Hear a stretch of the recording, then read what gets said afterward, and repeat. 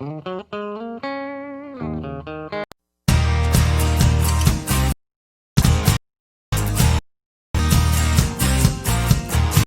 Every one, welcome to Praneetha അതർ സി tutorial. അപ്പോൾ നമ്മൾ ജിയോ ടെക്നിക്കൽ എഞ്ചിനീയറിങ്ങിൻ്റെ 4 ചാപ്റ്റേഴ്സ് കഴിഞ്ഞിട്ടുണ്ടായിരുന്നു. ഇത് അതിൻ്റെ 5ാമത്തെ ചാപ്റ്ററാണ്.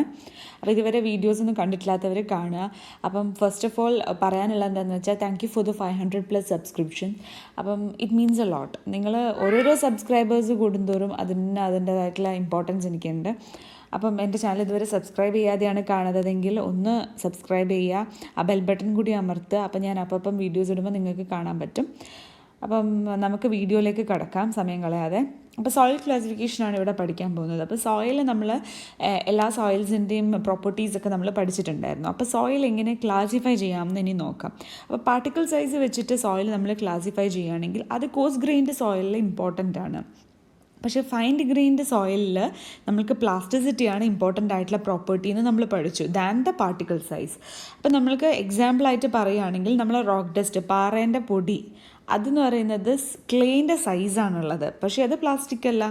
അപ്പം പ്രോപ്പർട്ടി ക്ലേൻ്റെ പ്രോപ്പർട്ടി അല്ല, പക്ഷേ ക്ലേ സൈസിൽ പെടുന്നതാണ് റോക്ക് ഡസ്റ്റ് എന്ന് പറയുന്നത്.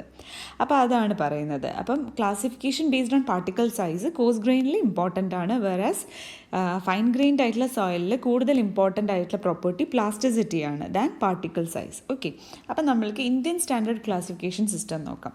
അപ്പം ഇത് യൂണിഫൈഡ് സോയിൽ ക്ലാസിഫിക്കേഷനോട് സിമിലറാണ്. ഇത് കുറച്ച് ചെറിയ വ്യത്യാസമുണ്ട്, പക്ഷെ എന്നാലും അതിനോട് സിമിലറാണ്. 18 ഗ്രൂപ്പ്സ് ആയിട്ടാണ് സോയിലിനെ മെയിൻലി ക്ലാസിഫൈ ചെയ്തേക്കുന്നത്. അതിൽ തന്നെ 3 മെയിൻ ഗ്രൂപ്പ്സ് ആണുള്ളത് സോയിൽ ക്ലാസിഫിക്കേഷനിൽ. 3 ഗ്രൂപ്പ്സ് ഏതൊക്കെയാണെന്ന് നോക്കിയാൽ കോഴ്സ് ഗ്രെയിൻഡ്, ഫൈൻ ഗ്രെയിൻഡ്, പിന്നെ ഹൈലി ഓർഗാനിക് സോയിൽ. അങ്ങനെ 3 ടൈപ്പ് സോയിൽ ഗ്രൂപ്പ്സാണ് മെയിൻ ആയിട്ടുള്ളത്. കോഴ്സ് ഗ്രെയിൻഡ് എന്ന് പറഞ്ഞാൽ ഞാൻ പറയുന്നത് കൃത്യമായിട്ട് പഠിച്ചിട്ടുണ്ടെങ്കിൽ നിങ്ങൾക്ക് വേറൊരു ബുക്കും റെഫർ ചെയ്യേണ്ടി വരില്ല. അത്രയ്ക്കും ഡീറ്റെയിൽഡ് ആയിട്ട് അത്രയ്ക്കും സിമ്പിളായിട്ട് പറയുന്നുണ്ട്. അപ്പോൾ ഈ ഒരു വീഡിയോ എന്തായാലും ഇതിൽ നിന്നൊരു ക്വസ്റ്റ്യൻ വരാറുണ്ട്. അപ്പോൾ ഈ ഒരു വീഡിയോ മൊത്തം കണ്ടു കഴിഞ്ഞാൽ നിങ്ങൾക്ക് അതിലുള്ള ഉത്തരങ്ങളൊക്കെ കിട്ടും. ഓക്കെ, അപ്പോൾ കോഴ്സ് ഗ്രെയിൻഡ് എന്ന് പറഞ്ഞിട്ടുണ്ടെങ്കിൽ 50% of more of the weight, ആ പാർട്ടിക്കിളിൻ്റെ more of the weight 75 micron സീവിൻ്റെ മുകളിലായിരിക്കും ഉണ്ടാവുക. പിന്നെ ഫൈൻ ഗ്രെയിൻഡ് എന്ന് പറഞ്ഞാൽ 75 മൈക്രോൺ സീവിൻ്റെ താഴെ ആയിരിക്കും 50% or more of the weight of soil. ഇനി ഹൈലി ഓർഗാനിക് സോയിൽ.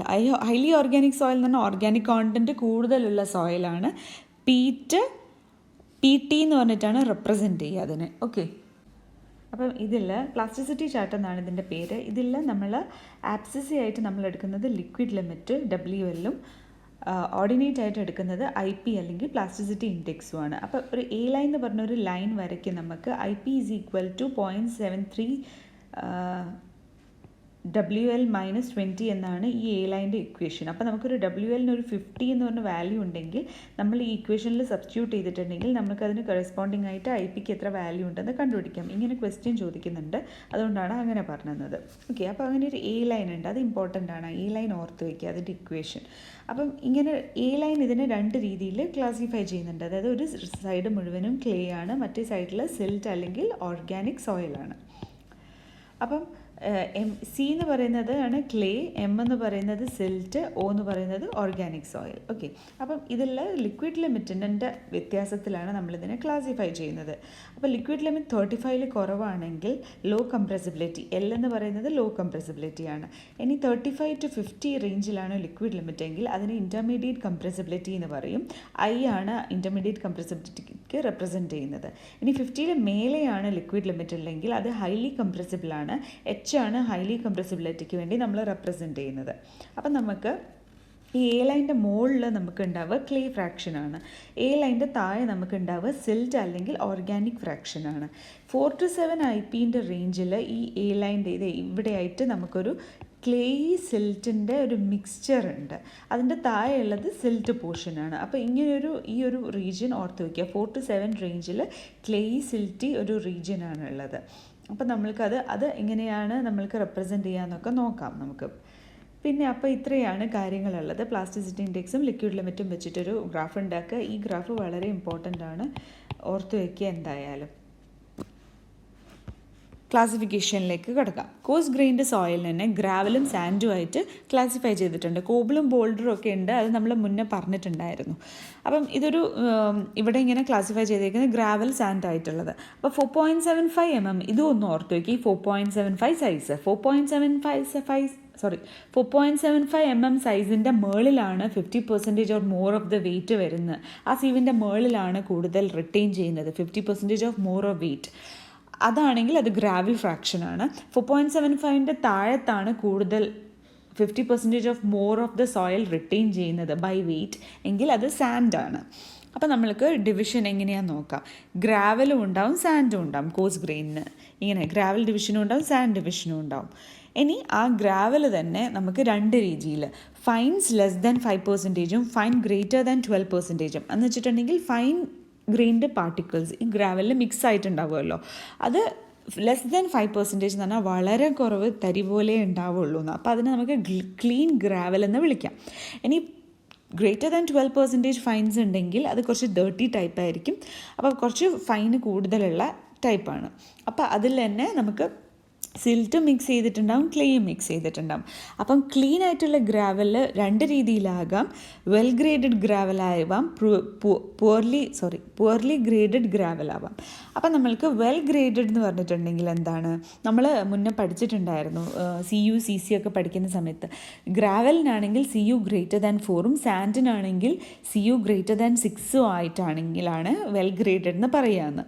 പിന്നെ അതേമാതിരി CC ബിറ്റ്വീൻ 1 to 3 ആണെങ്കിലാണ് വെൽ ഗ്രേഡഡ് സോയിൽ എന്ന് പറയാം. അപ്പം CC ബിറ്റ്വീൻ 1 to 3ഉം CU ഗ്രേറ്റർ ദാൻ 4ഉം ആണെങ്കിൽ വെൽ ഗ്രേഡഡ് ഗ്രാവലാണ്. ഇനി പുവർലി ഗ്രേഡഡ് എന്ന് പറഞ്ഞാൽ ഈ ഒരു ഗ്രഡേഷൻ മീറ്റ് ചെയ്യാത്തതാണെങ്കിൽ അത് പുവർലി ഗ്രേഡഡ് ആണ്. ഇനി വിത്ത് ഫൈൻസ് 12% കൂടുതലുണ്ടെങ്കിൽ അത് സിൽറ്റി ആകാം, ക്ലേയി ആവാം. അപ്പോൾ രണ്ട് രീതിയിൽ ഗ്രാവൽ വന്നു, സിൽറ്റി ഗ്രാവലും ക്ലേയി ഗ്രാവലും. അപ്പം രണ്ടാമത് എഴുതുന്നതാണ് ഇമ്പോർട്ടൻ്റ് ആയിട്ട് കണ്ട. സിൽറ്റി ഗ്രാവൽ എഴുതുമ്പം ഈ ഗ്രാവലാണ് സ്ട്രെസ് ചെയ്യേണ്ടത്. ഗ്രാവൽ സാധനമാണ്, അതിൽ സിൽറ്റ് ഉണ്ട്, അപ്പോൾ സിൽറ്റി ഗ്രാവൽ. അപ്പോൾ GM എഴുതുമ്പോൾ ആദ്യം Gക്കാണ്, ഗ്രാവലിനാണ് ആദ്യം എഴുതേണ്ടത്.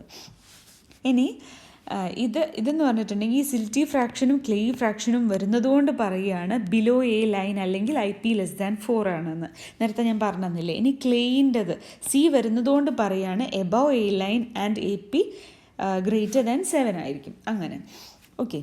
ഇനി 4 to 7 ആണെങ്കിൽ അത് ഡുവൽ സിമ്പിൾ വെച്ചിട്ട് വരണം എന്ന്. ഓക്കെ, അതാണുള്ളത്. ഇനി സാൻഡ് ആണെങ്കിൽ നമ്മൾക്ക് കോഴ്സ് ഗ്രെയിനിനെ ഗ്രാവലും സാൻഡും ആക്കി തിരിച്ചിട്ടുണ്ട്. ഇതേമാതിരി തന്നെ ഫൈൻസ് ലെസ് ദാൻ 5% ആണെങ്കിൽ ക്ലീൻ സാൻഡാണ്. അതിൽ തന്നെ വെൽ ഗ്രേഡഡും പുവർലി ഗ്രേഡഡും ഉണ്ടാവും. ഇനി ഗ്രേറ്റർ ദാൻ 12% ഫൈൻസ് വരികയാണെങ്കിൽ സിൽറ്റി സാൻഡും ഉണ്ടാവും, ക്ലേയി സാൻഡും ഉണ്ടാവും. അപ്പം മറ്റേൽ പറയുന്നത് പോലെ തന്നെ സാൻഡ് വരുമ്പോൾ CU ഗ്രേറ്റർ ദാൻ 6ഉം CC ബിറ്റ്വീൻ 1 to 3ഉം ആണെങ്കിലാണ് വെൽ ഗ്രേഡഡ് സാൻഡ് എന്ന് പറയുക. ഇനി അത് മീറ്റ് ചെയ്യുന്നില്ലെങ്കിൽ അത് പുവർലി ഗ്രേഡഡ് സാൻഡ്.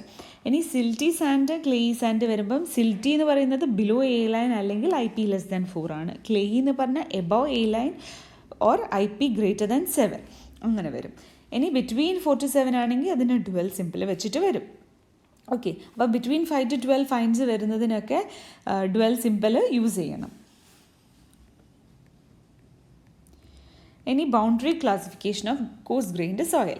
അപ്പോൾ കോഴ്സ് ഗ്രെയിൻഡ് സോയിലിൽ നമ്മളിങ്ങനെ ക്ലാസിഫൈ ചെയ്തിട്ടുണ്ട്. ഇനി ബൗണ്ടറി ക്ലാസിഫിക്കേഷൻ, അതായത് ഒരു ബൗണ്ടറിയിലാണ് ഇത് പെടുന്നതെങ്കിൽ എങ്ങനെ ക്ലാസിഫൈ ചെയ്യുമെന്ന് നോക്കാം. ഇനി within gravel or sand group നമുക്ക് ക്ലാസിഫൈ ചെയ്യാം. അതായത് GWGP അല്ലെങ്കിൽ GPGM അല്ലെങ്കിൽ GMGC അങ്ങനെ പറഞ്ഞിട്ട് ക്ലാസിഫൈ ചെയ്യാം. അപ്പം ഞാൻ ഈ പറഞ്ഞതിൽ നിന്ന് എന്താ മനസ്സിലാവുന്നത്, ഏറ്റവും കോഴ്സറാണ് ഞാൻ ആദ്യം പറയുന്നത് അല്ലേ, GWGM അല്ലെങ്കിൽ GPGC അങ്ങനെയൊക്കെ. എങ്ങനെ ആദ്യം എന്താ പറയുന്നത്, നമ്മൾ കുറച്ചുകൂടി കോഴ്സർ ഏതാണോ അതാണ് ആദ്യം പറയേണ്ടത്. ഓക്കെ, അപ്പോൾ within gravel or sand group GWGP GMGC. അപ്പോൾ ഇതിൽ എപ്പോൾ നോക്കിക്കഴിഞ്ഞാൽ അറിയാം ഗ്രാവൽ അല്ലെങ്കിൽ കോഴ്സ് ആയിട്ടുള്ള ഫ്രാക്ഷൻ സിൽറ്റും ക്ലേയും എടുക്കുമ്പോൾ സിൽറ്റാണ് കുറച്ചും കൂടി കോഴ്സ് ഫ്രാക്ഷൻ. അപ്പോൾ നമ്മൾ ആ ഒരു ഇതായിരിക്കണം ആദ്യം പറയേണ്ടത്. അപ്പോൾ അങ്ങനെയാണ് നമ്മൾ എഴുതുന്നത്. Okay, within gravel or sand fraction. ഇനി അടുത്ത ഇനിയിപ്പോൾ സാൻഡ് ആണെങ്കിൽ SW SM SP SC അങ്ങനെയൊക്കെ പറഞ്ഞിട്ട് വരും. ഇനി between gravel and sand group. അപ്പം നമ്മൾ എന്താ ചെയ്യേണ്ടതെന്ന് വെച്ചാൽ ഗ്രാവൽ ഫ്രാക്ഷനും സാൻഡ് ഫ്രാക്ഷനും ബിറ്റ്വീൻ. അപ്പം GW, SW ഒക്കെ എക്സാമ്പിളാക്കി എടുക്കാം. അപ്പോൾ ഇതിൽ എന്താ ഇമ്പോർട്ടൻ്റ് എന്ന് പറഞ്ഞാൽ നമ്മൾ ചെയ്യുന്ന സമയത്ത് നമ്മൾക്കിപ്പോൾ ഒരു കൺഫ്യൂഷൻ വരികയെന്ന് വെച്ചോ. ഇപ്പോൾ ഒരു എക്സാമ്പിൾ ഞാൻ പറയാം. നോൺ പ്ലാസ്റ്റിക് ബിഹേവിയർ ആണ് നമ്മൾ ഫേവർ ചെയ്യേണ്ടത്. ഓക്കെ, നമ്മൾ കറക്റ്റ് ക്ലാസിഫൈ ചെയ്യുമ്പം it will be in favour of non plastic behaviour. Example പറയുകയാണെങ്കിൽ ഗ്രാവൽ വിത്ത് പെർസെൻറ്റേജ് ഫൈൻസ് 10%. അപ്പം 10% ഫൈൻസ് എന്ന് പറഞ്ഞാൽ എന്താ, 5 to 12 നടുവിലാണ് ഈ 10% എന്ന് വരുന്നത്. ഈ 5ഉം 12ൻ്റെയും നടുവിലാണ് ഇത് വരുന്നത്. അപ്പം ഏതിൽ വരണം ഇതെന്ന് നമുക്കറിയില്ല. അപ്പോൾ നമുക്ക് നോക്കാം ബാക്കി.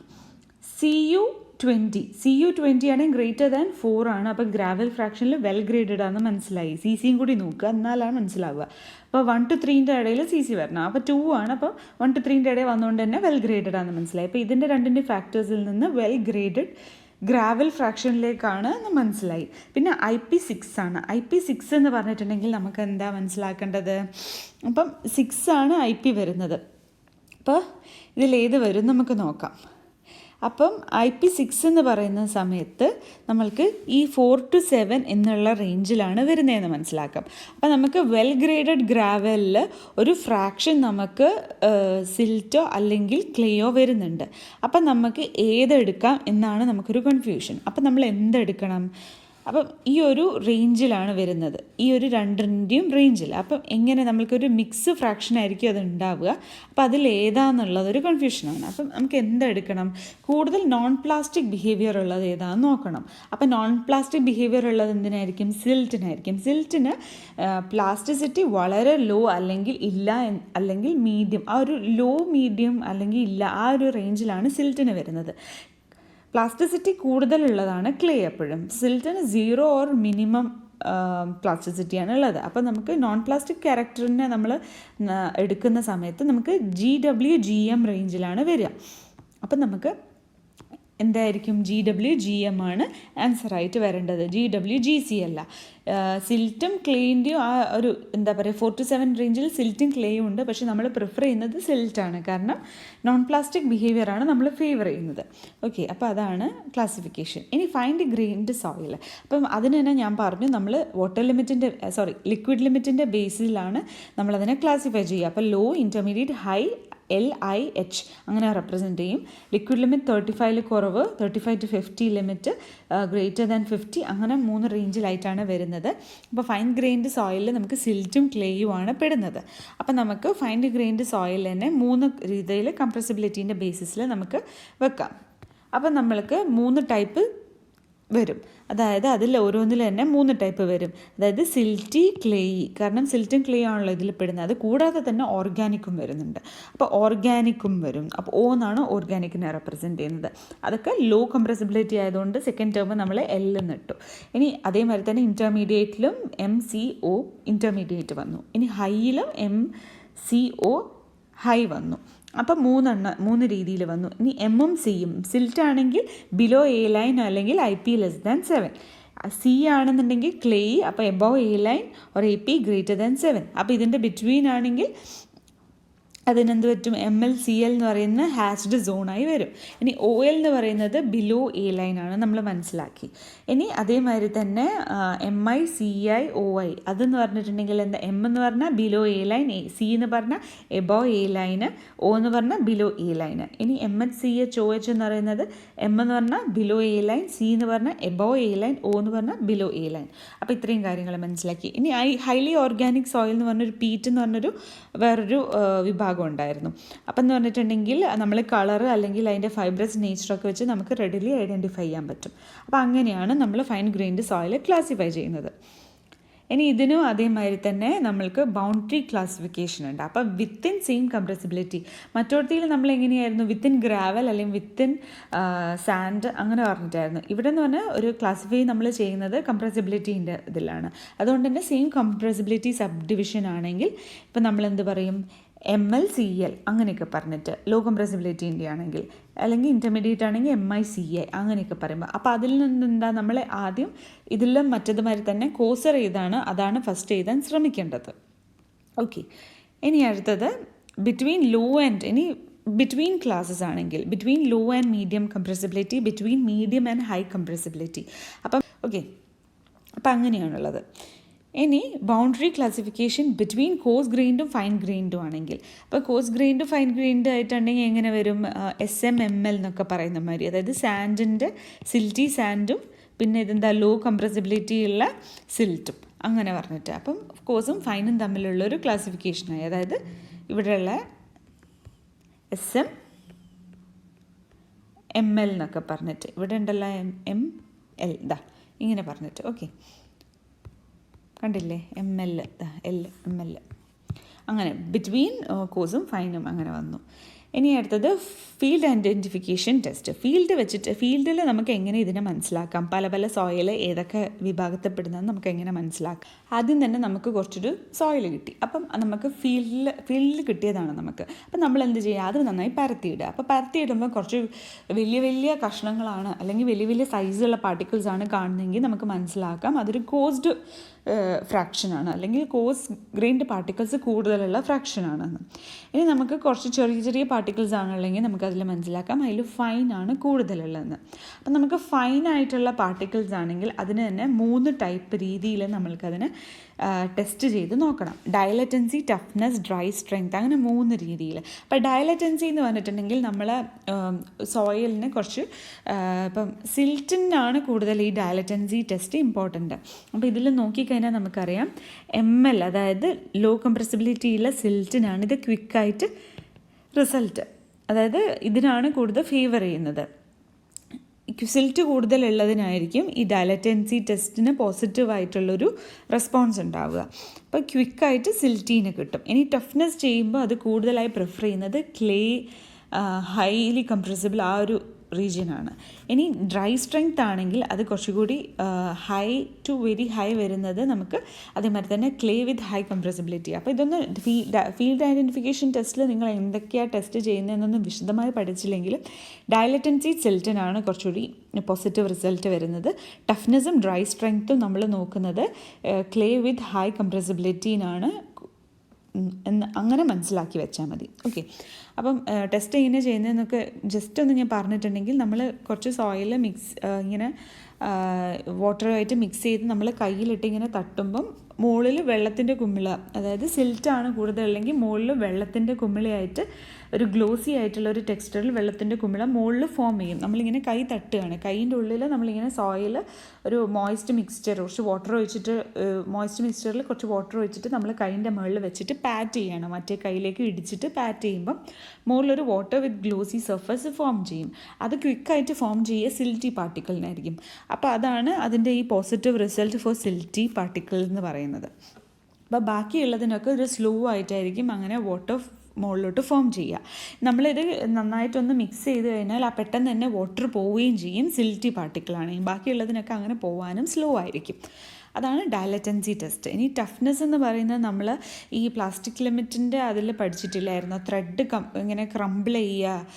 അപ്പോൾ ആ ഒരു സമയത്തുള്ള ആ ഒരു ലിമിറ്റിൽ വരുന്ന അതിൻ്റെ ടഫ്നെസ്സും കാര്യങ്ങളും ഒക്കെയാണ് ഈ ഒരു ടഫ്നെസ് ടെസ്റ്റിൽ. പിന്നെ ഡ്രൈ സ്ട്രെങ്ത് എന്ന് പറഞ്ഞിട്ടുണ്ടെങ്കിൽ ആ നമ്മളൊരു മോയ്സ്റ്റ് മിക്സ്ചർ ഓഫ് സോയിൽ ഉണ്ടാക്കിയില്ലേ, അതിൻ്റെ ഡ്രൈ ആയി കഴിഞ്ഞാലുള്ള അതിൻ്റെ സ്ട്രെങ്ത്, അത് നമ്മളിങ്ങനെ പൊട്ടിക്കാൻ നോക്കി അതെങ്ങനെ പൊട്ടുന്നു അതിനെയൊക്കെ ഉപയോഗിച്ചിട്ടുള്ളതാണ് ഈ ഡ്രൈ സ്ട്രെങ്ത്. അപ്പോൾ ടഫ്നെസ്സും ഡ്രൈ സ്ട്രെങ്ത് എന്ന് പറയുന്നത് ക്ലേ ഫ്രാക്ഷൻ അല്ലെങ്കിൽ ക്ലേ വിത്ത് ഹൈ കംപ്രസിബിലിറ്റിക്കാണ് ഇമ്പോർട്ടൻ്റ് ആയി വരുന്നത്. ഡയലറ്റൻസി ടെസ്റ്റ് എന്ന് പറയുന്നത് സിൽറ്റ് പാർട്ടിക്കിൾസിനാണ് ഇമ്പോർട്ടൻ്റ് ആയിട്ട് വരുന്നത്. ഓക്കെ, ഇനി അടുത്തത് ട്രൈ ഇറ്റ് യുവർ സെൽഫാണ്. അപ്പോൾ ഇതൊക്കെ ഒന്ന് ചെയ്ത് നോക്കുക. ഞാൻ പഠിപ്പിച്ചതിൽ തന്നെയായിരിക്കും മിക്കതും ഉണ്ടാവുക. അപ്പോൾ അതൊക്കെ ഒന്ന് നോക്കി നോക്കുക കേട്ടോ. അപ്പോൾ ഇമ്പോർട്ടൻ്റ് ആയിട്ടുള്ളതൊക്കെ ഞാൻ കവർ ചെയ്തിട്ടുണ്ട്. അപ്പം എൻ്റെ വീഡിയോ ഇഷ്ടപ്പെട്ടിട്ടുണ്ടെങ്കിൽ ലൈക്ക് ചെയ്യുക, കമൻറ്റ് ചെയ്യുക. നിങ്ങൾക്ക് എന്തെങ്കിലും ഡൗട്ട് ഉണ്ടെങ്കിൽ പിന്നെ എല്ലാവർക്കും ഒന്ന് ഷെയർ ചെയ്ത് കൊടുക്കുക. അപ്പോൾ അത്രയൊക്കെ ഉള്ളൂ. വീണ്ടും ഒരു വീഡിയോ ആയിട്ട് കാണാം. Until then, bye bye. Thank you for watching my video.